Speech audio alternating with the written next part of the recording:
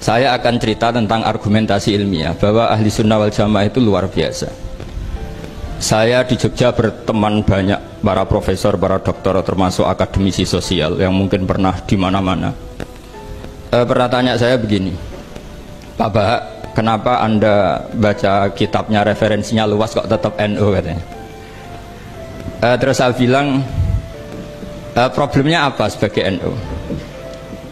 Biasanya terus mereka mengutip sekian makalah. Kebetulan makalah itu provokatif dan siapapun yang baca makalah itu pasti menjadi NU, tak jamin ya. Kalau di Jogja misalnya di satu penerbitan, saya termasuk di dalamnya, itu pernah diperbandingkan kitabnya Said Muhammad Mafahim Yajibu An-Sohah dengan kitabnya Bin Bas, judulnya Hadihi Mafahimuna. Biasanya kitab-kitab terjemahan Wahabi itu memang cukup provokatif dan dengan narasi yang memang siapapun yang nggak pernah mondok pasti tertarik.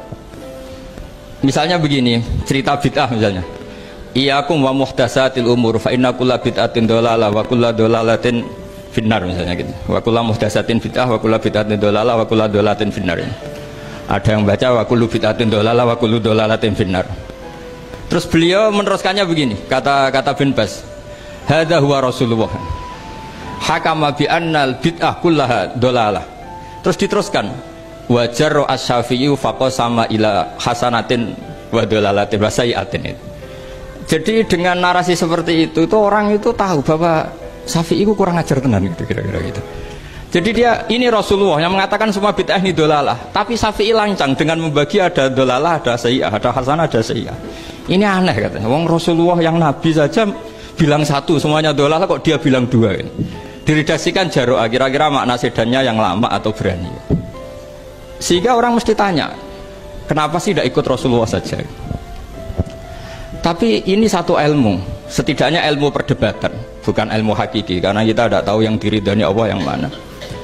Tapi kemudian Said Muhammad dalam kitab Abu Abdul Faros, juga dalam kitab-kitab beliau menyanggah itu dengan mengatakan jika makna bid'ah adalah yang nggak pernah dilakukan Rasulullah, itu salah besar. Terus beliau cerita sekian hal, termasuk yang diceritakan adalah ada seorang sahabat ketika sholat dengan Rasulullah tidak pakai doa mainstream, yaitu ketika itidal sahabat tadi bilang alhamdulillah hamdan katsiran thayyiban mubarakan fih.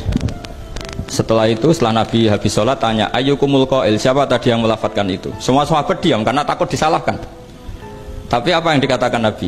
Tidak, saya tidak akan menyalahkan. Saya tadi melihat isna asyara malakan. Saya tadi melihat 12 malaikat. Yabtadirunaha ayyuhum yaktubu awwalu.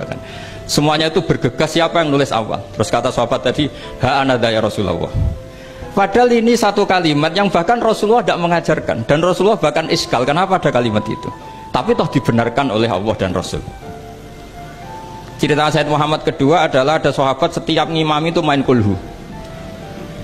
Wah, ngimami apa saja main kulhu. Singkat cerita makmumnya itu gerutu, ini orang kok main kulhu terus ini. Setelah dilaporkan ke Rasulullah, ditanya sama Rasulullah, kenapa kamu main kulhu? Ini dilaporkan ke saya. Kata si musolli tadi, imam tadi, li annaha sifatur rahman, karena dalam surat itu semua sifatnya Allah, maka fa'ana uhibbuha, saya senang itu. Apa kata Rasulullah? Saya disuruh bilang Allah ke kamu bahwa Allah mencintai kamu karena kamu mencintai kulhu. Terus keterusan sampai sekarang itu orang-orang NU baca kulhu terus itu. Karena sekali baca idza samsu kuwirat mesti keponting gitu.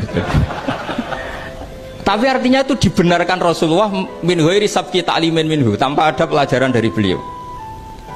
Runtuhlah teori bid'ah bahwa bid'ah adalah semua yang nggak pernah dilakukan Nabi, diajarkan Nabi. Nyatanya beberapa kali Nabi membenarkan sesuatu yang belum pernah diajarkan oleh beliau. Masalahnya adalah tidak semua orang baca kitabnya Said Muhammad atau baca tidak paham. Nah, sementara kitab Hadihi Mafahimuna itu diterbitkan secara masif oleh pemerintahan Arab Saudi dan ada terjemahnya lagi, sehingga yang nggak bisa Arabnya bisa terjemahnya. Dengan narasi tadi bahwa Imam Syafi'i dibenturkan Rasulullah itu kan pasti kalah. Redaksinya itu Jaro'a itu wani pakai hamzah. Kedua, saya ingin cerita dan saya tidak bosan-bosan cerita ini sampai mati, saya tidak akan bosan-bosan. Ada kemandirian al-hujjatul balighah dalam diri kita sebagai ahli sunnah. Begini misalnya, kalimat la ilaha illallah adalah kalimat yang orang kafir 80 tahun saja kalau melafadzkan itu menjadi soro mukminan. Lah ini kita tahlil yang sudah muslim hanya karena kalimat thayyibah justru menjadi kafir. Ini kan madzhab aneh. Yang kafir puluhan tahun iyan tahu yughfar lahum ma qad salaf bihadil kalimah.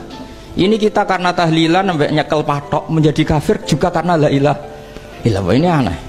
Jadi kalimatun sing yakunu bihal kafiru musliman jadi kalimatun yakunul mukminu biha kafirun. Ini kan kaidah yang aneh.